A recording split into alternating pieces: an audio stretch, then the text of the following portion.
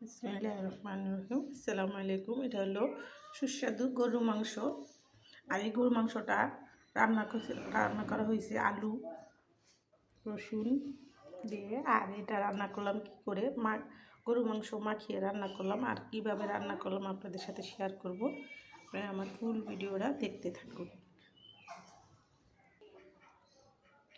তরকারিটা দেখতে যেমন লোভনীয় হয়েছে, খেতেও খুব সুস্বাদু। আপনারা এরকম একবার হলেও রান্না করে খেয়ে দেখবেন।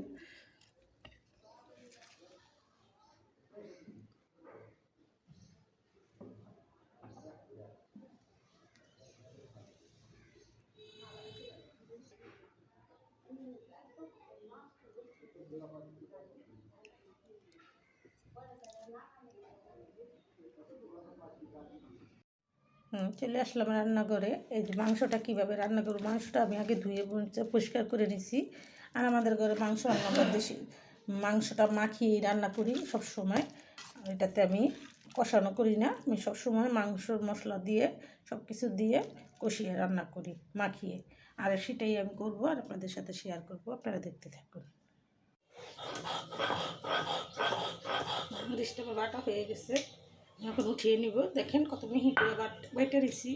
বাটা মশলার গুণ অন্যরকম, সবাই জানে, সবাই রান্না করে বাটা মশলা দিয়ে খেতে খুব সুস্বাদু হয়। কতটুকু মশলা উঠিয়ে রাখলাম, এত মরিচ দিব না। আর বাকিটুকু আমি এই মাংসের মধ্যে দিয়ে দিব।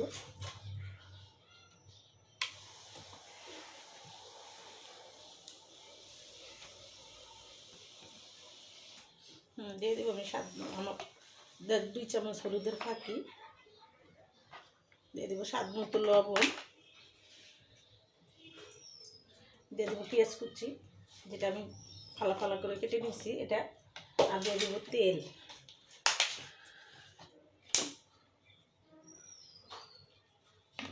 একটু ভালো করে মেখে নেব।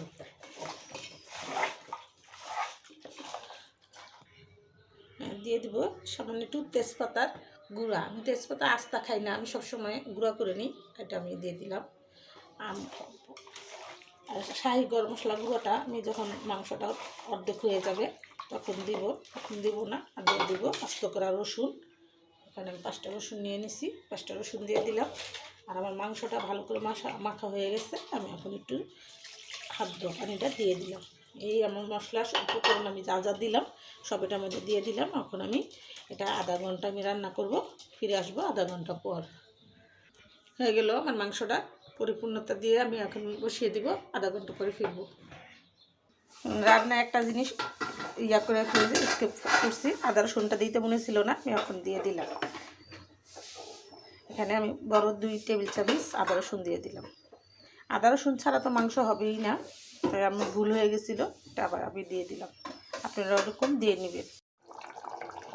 ফিরে আসলাম 10 মিনিট পর। দেখেন আমার রান্নাটা কমপ্লিট, একদম সব সিদ্ধ সব কিছু হয়ে গেছে। আমি বারবার পানি দিতে হয় নাই, একবারই আমি পানি দিয়ে বসিয়ে দিছি।